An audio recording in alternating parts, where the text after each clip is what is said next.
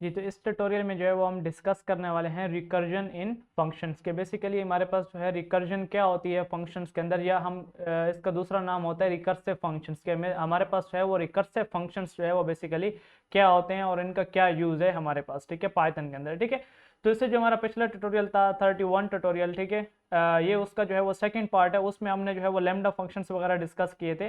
तो ये हमारे पास जो है वो फंक्शंस का लास्ट टॉपिक है, रिकर्जन इन फंक्शन। तो आज हम जो है वो इसको देखते हैं।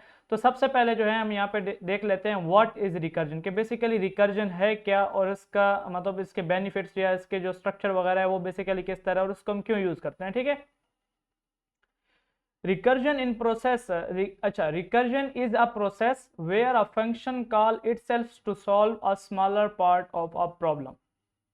ठीक है, अगर आप यहाँ पे देखते हैं तो रिकर्जन जो है ये एक प्रोसेस है। कैसा प्रोसेस है? Where a function calls itself, कि फंक्शन जो है वो खुद को कॉल करते हैं। देखिए, पहले तो जब हम फंक्शन बनाते थे तो फंक्शन को कॉल भी हम करते थे, लेकिन यहाँ पे क्या है कि जब हम फंक्शन को बना लेते हैं और एक बार हम फंक्शन को कॉल कर लेते हैं, उसके बाद जब भी फंक्शन को अगर जरूरत पड़ती है तो फंक्शन खुद को बार बार कॉल करता रहता है, मतलब सेल्फ कॉल करते हैं, मतलब खुद को जो है वो खुद चलाते हैं फंक्शन। तो इस प्रोसेस को आप क्या कहते हैं? रिकर्जन। और इस, अच्छा, ये खुद को जो खुद कॉल करता है तो करता क्या है? To solve smaller part of the problem.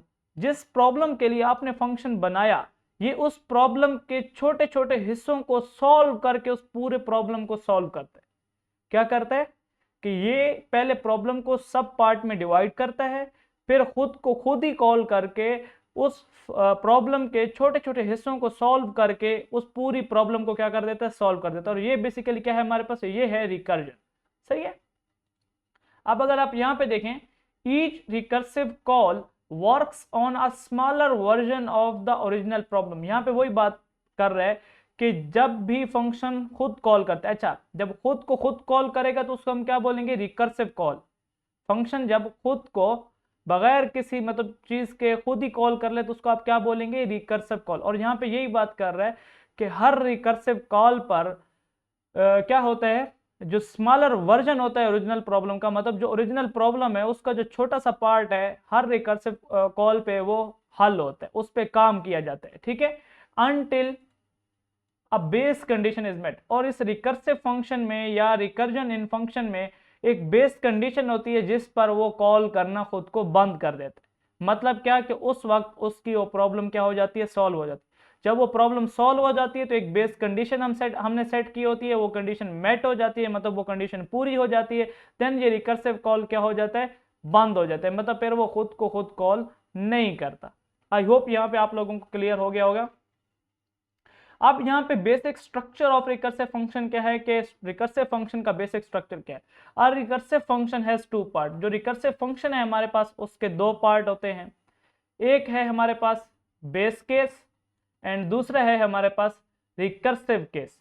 Base case क्या है? The condition that stop recursion, वो कंडीशन जो कि रिकर्जन को स्टॉप कर सकती है। मतलब कि आपका फंक्शन अगर बार बार चल रहा है तो ये तो इन्फिनिटी में चला जाएगा, इन्फिनिटी में चला गया तो आपका लैपटॉप हीट अप होगा एंड देन ब्लास्ट। मतलब ऐसा कर लें कि आपका लैपटॉप जो है वो खराब हो सकता है अगर आपकी बेस कंडीशन जो है वो अगर मैट नहीं होती। तो इसीलिए जो है ये एक बेस कंडीशन हम लगाते हैं। जब भी हमारी जो प्रॉब्लम है वो सॉल्व हो जाए तो बेस कंडीशन मैट हो जाती है। मैट का मतलब कंप्लीट हो जाती है और ट्रू हो जाती है। तो इस वजह से हमारा जो कहते हैं रिकर्सिव फंक्शन होता है वो क्या हो जाता है? स्टॉप हो जाता है। अब रिकर्सिव केस क्या है? रिकर्सिव केस वो केस होता है जिसमें फंक्शन अपने आप को न्यू आर्गुमेंट दे के खुद ही कॉल हो जाता है। फंक्शन अपने आप को न्यू आर्गुमेंट देता है और क्या करता है? खुद ही कॉल हो जाता है। तो उसको क्या बोलते हैं? Recursive case. अब बेसिकली ये काम कैसे करता है वो भी बता देता हूं आप लोगों को। यहाँ पे मेरे पास एक एग्जाम्पल पड़ी है, मैं यहाँ पे उसको कॉपी पेस्ट करता हूँ। मैं पहले इसको यहाँ पे कमेंट आउट कर देता हूँ, जो कि हमारे पास पिछले लैम्डा का जो है चीजें हमारे पास थी। तो मैंने यहाँ पे इसको कॉपी किया। अब ये मेरे पास एक फंक्शन है, रिकर्सिव फंक्शन। अब ये बनाया कैसे जाता है, काम कैसे करता है, वो सारी चीजें मैं यहाँ पे पहले आपको इससे समझाऊंगा। ठीक है, अब सबसे पहले तो इसको नॉर्मल फंक्शन की तरह बनाया जाता है, जो आपके पास रेगुलर फंक्शन होता है बिल्कुल वैसे। यहाँ पे आप डेफ कीवर्ड लिखते हैं। क्या करते हैं? डेफ कीवर्ड लिखा, उसके बाद फंक्शन का नाम दिया। इस फंक्शन का नाम क्या है? Count down. फंक्शन का नाम क्या है? Count down. ठीक है, उसके बाद जो भी आर्गुमेंट लेता है रिकर्सिव फंक्शन, एक आर्गुमेंट भी ले सकता है, एक से ज्यादा आर्गुमेंट भी ले सकते हैं, तो जितने भी आर्गुमेंट्स या पैरामीटर्स चाहिए होते हैं वो यहाँ पे आप लिख देते हैं। बिल्कुल वैसे ही बनाना है जैसे आप नॉर्मल फंक्शन बनाते हैं, ठीक है। कोई भी ऐसा मतलब सीन नहीं है कि आप जो है रिकर्सिव फंक्शन को कुछ और तरीके के साथ बनाते हैं, नहीं, नॉर्मल फंक्शन की तरह ही बनाना होता है। बस इसमें कुछ ऐसी चीजें आप लगाते हैं जिसको हम एक को कहते हैं रिकर्सिव फंक्शन, सॉरी, क्योंकि इस फंक्शन के अंदर ये खुद को खुद ही कॉल कर रहा होता है, तो इसी वजह से जो है हम इसको रिकर्सिव फंक्शन बोलते हैं। अच्छा, ये करने के बाद उसके बाद यहाँ पे आप एक कंडीशन लगाते हैं। वो कंडीशन क्या होती है? वो होती है बेस केस। क्या होती है? Base case. इस बेस केस पे आपके फंक्शन क्या हो जाता है? स्टॉप हो जाता है। और ये जो एल्स केस होता है, एल्स में आप लगाते हैं रिकर्सिव। मतलब ऐसा फंक्शन होगा आपके पास जिसमें इफ भी होगा और एल्स पार्ट भी होगा। इफ में लगी होगी बेस कंडीशन जिससे आपका फंक्शन जो है वो स्टॉप होगा, और अगर इफ पार्ट ना चला तो एल्स पार्ट चलता रहेगा और फंक्शन अपने आप को कॉल करता रहेगा। जैसे ही इफ वाला पार्ट चलेगा आपका फंक्शन क्या हो जाएगा? स्टॉप हो जाएगा। तो ये बेसिकली है रिकर्सिव फंक्शन। अब काम कैसे करता है वो मैं यहाँ पे आप लोगों को बता देता हूँ। बहुत इजीली है, इजी आप लोगों को जो है वो समझ आ जाएगा। यहाँ पे एक काउंट डाउन का फंक्शन है। मतलब इस फंक्शन का काम क्या है? इस फंक्शन ने जो भी मैं इसको वैल्यू देता हूँ, मतलब कि अगर मैंने इसको 5 वैल्यू दी तो ये 5 से 1 की तरफ जो है वो आएगा। मतलब काउंट को हर बार जो है वो डाउन की तरफ जो है वो लेके आएगा, ठीक है। अब मैंने क्या किया? इस फंक्शन को कॉल किया। पहली बार आपने कॉल करना होता है, जो रिकर्सिव फंक्शन होता है पहली बार आपने कॉल करना होता है, फिर वो अपने आप को खुद कॉल करता है जब तक वो पूरा नहीं हो जाता। ये इसका मतलब ये रिकर्सिव फंक्शन यूज क्यों किया जाता है? रिकर्सिव फंक्शन का जो फायदा है बेसिकली, ठीक है, मोस्टली इसका फायदा नहीं है, लेकिन जो अगर आप लोगों कहीं पे कॉम्प्लेक्स प्रॉब्लम पे आप लोग फंस गए हैं तो तब कहीं ना कहीं पे आप जो है वो रिकर्सिव फंक्शन का यूज कर सकते हैं। और रिकर्सिव फंक्शन के अल्टरनेटिव चीजें भी हैं, वो भी मैं आप लोगों को बताऊंगा आगे चल के कि रिकर्सिव फंक्शन को यूज करना चाहिए नहीं करना चाहिए। अगर आपकी मजबूरी हो तब भी यूज करें, अदरवाइज ये बहुत ज्यादा जो है वो नुकसानदेह होता है, मतलब प्रोग्रामिंग में डिस्टर्बेंस पैदा करते हैं, ऐसे आप समझ लें, ठीक है ना। लेकिन कहीं ना कहीं पे आपको रिकर्सिव फंक्शन यूज करना पड़ता है, तो इस वजह से जो है मैं यहाँ पे आप लोगों को करवा रहा हूँ। अब ये काउंट डाउन फंक्शन है, पहली बार मैंने इसको खुद कॉल किया, मैंने इसको वैल्यू दे दी 5। अब मेरे पास n की वैल्यू क्या है? मैं यहाँ पे कमेंट में लिखता हूँ, मेरे पास n की वैल्यू है 5। आप यहाँ पे लिखे n की वैल्यू मेरे पास क्या है? 5। अब यहाँ पे n की वैल्यू है 5, और जैसे ये यहाँ पे आएगी तो 5 इक्वल टू 0।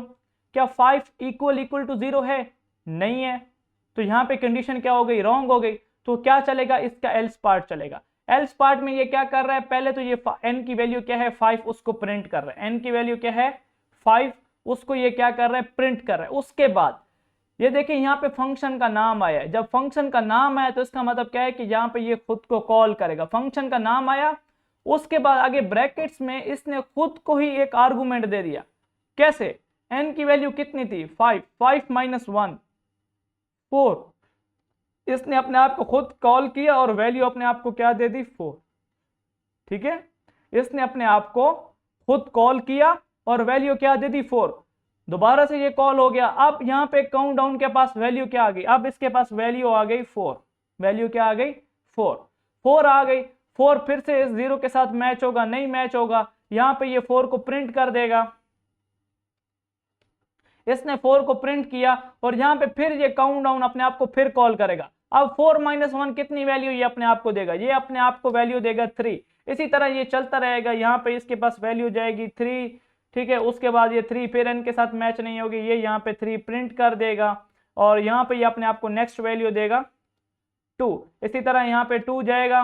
बहुत सिंपल है। 2 जाएगा, यहाँ पे 2 को मैच करने की कोशिश की जाएगी, 2 यहाँ पे मैच नहीं होगा, यहाँ पे ये 2 को प्रिंट कर देगा और यहाँ पे जो है ये अपने आप को वैल्यू देगा 1। 1 दिया तो 1 भी जो है यहाँ पे मैच नहीं होगा। n इज इक्वल टू 1 क्या मैच होगा? अगर मैं यहाँ पे लिखूं n इज इक्वल टू 1 तो आप लोग देखें यहाँ पे n इज इक्वल टू 1, ये बेस कंडीशन है, ठीक है। जैसे ये बेस कंडीशन ट्रू होगी ये फंक्शन अपने आप को कॉल करना बंद कर देगा। क्यों कॉल करना बंद कर देगा? क्योंकि जब कंडीशन इफ की कंडीशन ट्रू हो जाती है तो एल्स पार्ट चलता ही नहीं है। जब एल्स पार्ट चलेगा ही नहीं तो ये फंक्शन कॉल होगा ही नहीं, ठीक है। जब एल्स पार्ट चलेगा ही नहीं तो फंक्शन कॉल होगा ही नहीं। लेकिन ये कंडीशन जो है वो रॉन्ग हो रही है तो इस वजह से ये एल्स पार्ट चल रहा है, सही है। तो यहाँ पे इसने 1 दिया तो यहाँ पे ये फॉल्स हुआ। यहाँ पे इसने 1 को भी प्रिंट कर दिया स्क्रीन पे प्रिंट करने के बाद जब ये यहाँ पे देगा 0, क्या देगा 0, जैसे ही इसने यहाँ पे 0 दिया तो 0 इज इक्वल टू 0 हो गया, और आखिर में हमारे पास चीज आ जाएगी टाइम्स अप। जैसे कंडीशन ट्रू हो गई, टाइम्स अप मेरे पास प्रिंट हो जाएगा, ये एल्स पार्ट चलेगा नहीं, और यहाँ पे एग्जीक्यूशन क्या हो जाएगी, फिनिश हो जाएगी। तो इस तरह जो है वो रिकर्सिव फंक्शन काम करता है। यहाँ पे इफ में आप देते हैं बेस कंडीशन जो कि जैसे ही ट्रू होती है तो एल्स पार्ट चलता नहीं है, जब एल्स पार्ट चलता नहीं है तो ये रिकर्सिव फंक्शन अपने मतलब रिकर्सिव कॉल होती नहीं है। जब रिकर्सिव कॉल होती नहीं है तो रिकर्जन क्या हो जाती है, खत्म हो जाती है। तो जैसे ही मैं अब इसको रन करता हूं तो आप लोगों को जो है यहाँ पे देखने को मिलेगा, पहले 5 प्रिंट हुआ, फिर 4, फिर 3, फिर 2, फिर 1। यहाँ पे जैसे ही 1 प्रिंट हुआ उसके बाद एल्स पार्ट नहीं चलेगा।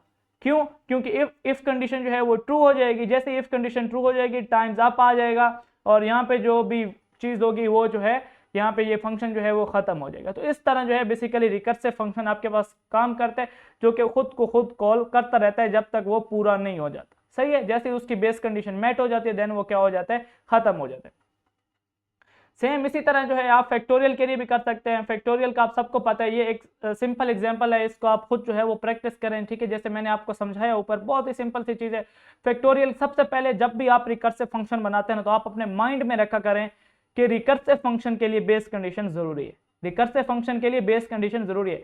और जब भी आपको बेस कंडीशन मिल जाती है तो आप उस पर क्या कर सकते हैं, रिकर्सिव फंक्शन अप्लाई कर सकते हैं। अदरवाइज आप जो है वो फॉर लूप या इन चीजों के जरिए जो है आप रिकर्सिव फंक्शन का जो काम है वो आप फॉर लूप या वाइल लूप से भी आप ले सकते हैं।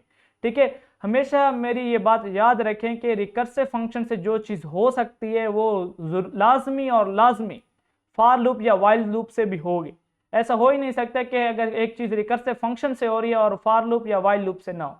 हाँ, कभी कभी आपको जो है वो बिल्कुल ऐसा कह दिया जाता है कि आपने ये चीज जो है वो लूप से नहीं करनी बल्कि रिकर्सिव फंक्शन से ही करनी है, तब जो है आप रिकर्सिव फंक्शन का यूज करें। और रिकर्सिव फंक्शन को यूज करते वक्त आपको पता होना चाहिए कि बेस कंडीशन कौन सी है। जैसे कि फैक्टोरियल आप सबको पता है, फैक्टोरियल कैसे लिया जाता है, अगर आपको नहीं पता तो मैं बता देता हूं।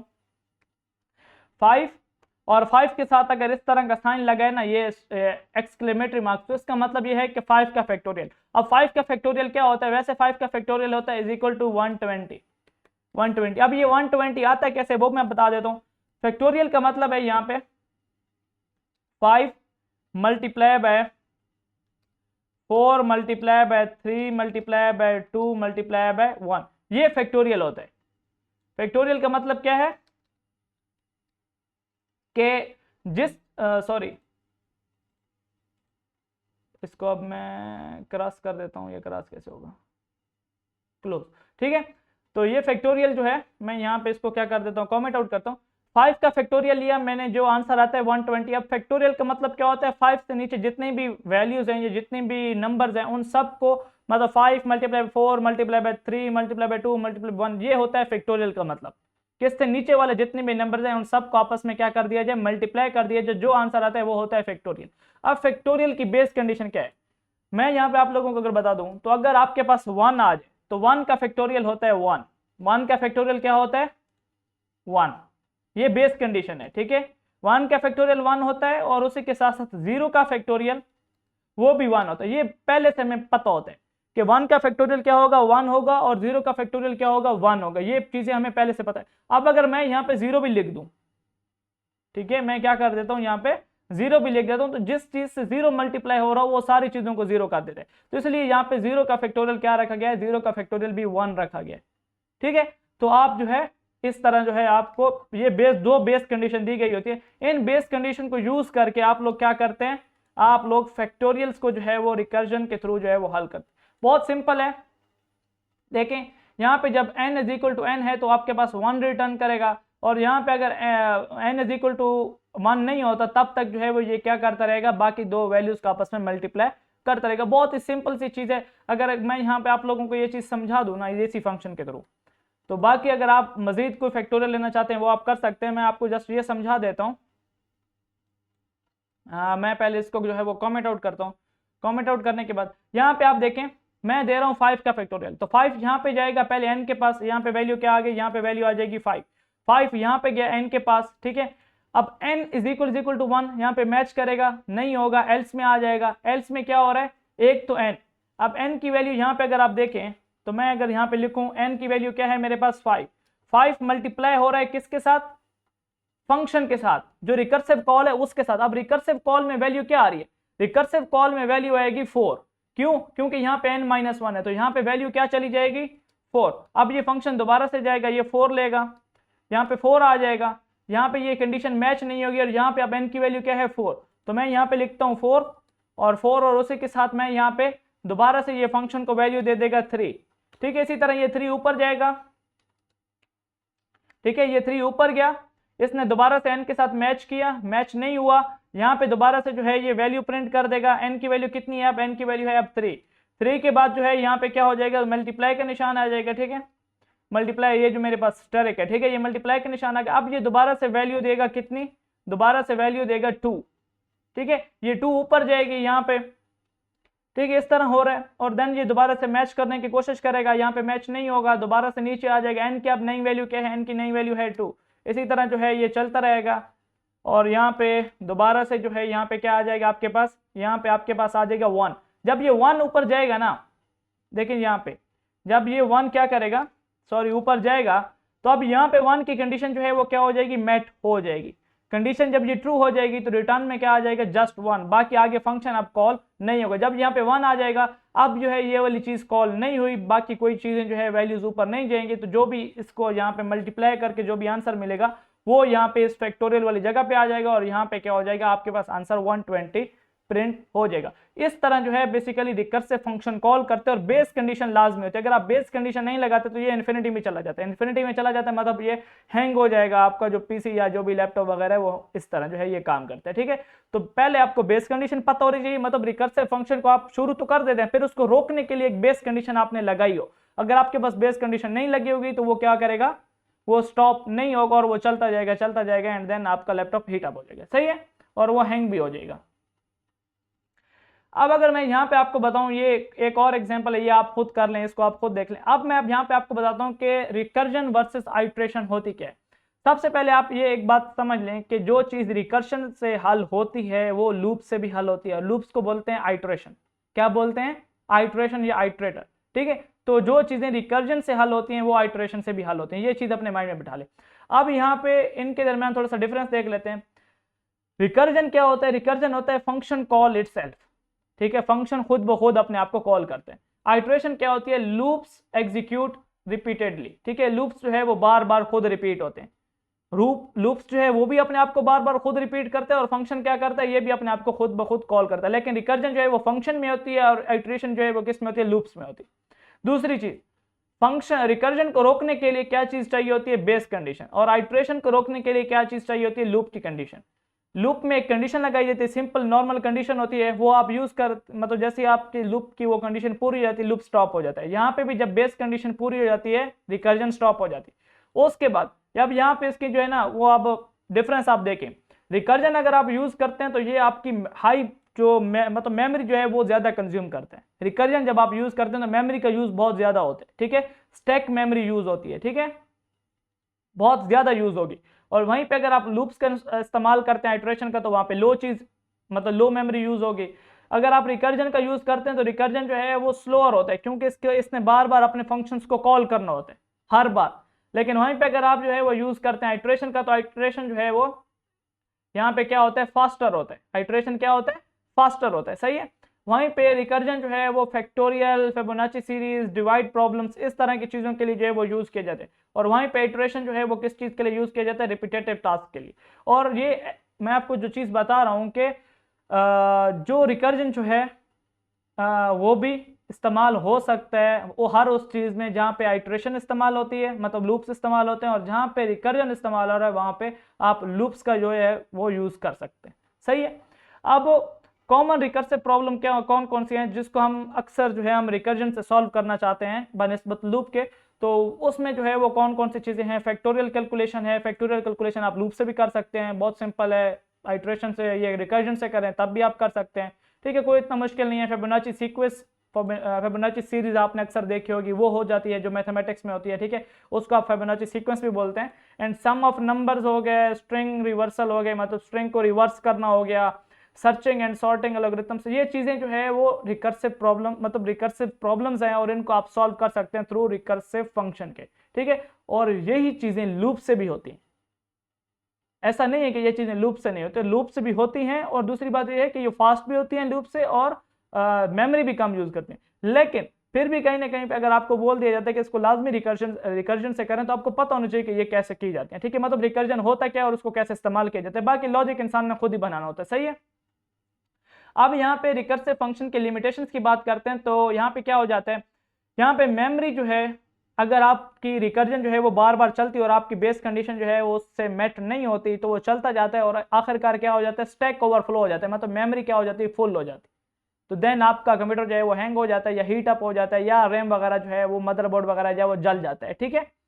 वहीं पे बात करते हैं कि इसकी दूसरी लिमिटेशन क्या है, ये स्लोअर है, स्लोअर देन आइट्रेशन, मतलब लूप से ये क्या हो जाता है, स्लोअर होता है ड्यू टू रिपीटेड कॉल्स, बार बार कॉल करने की वजह से ये क्या हो जाता है, स्लो हो जाता है, सही है। और यहीं पे अगर एक और बात करें तो always include a base case to prevent infinity recursion, ठीक है, बेस केस जो है वो इसमें लाजमी यहाँ पे आप यूज करेंगे, अदरवाइज जो है आप इन्फिनिटी में चले जाएंगे, मतलब इन्फिनिटी रिकर्जन में, ठीक है।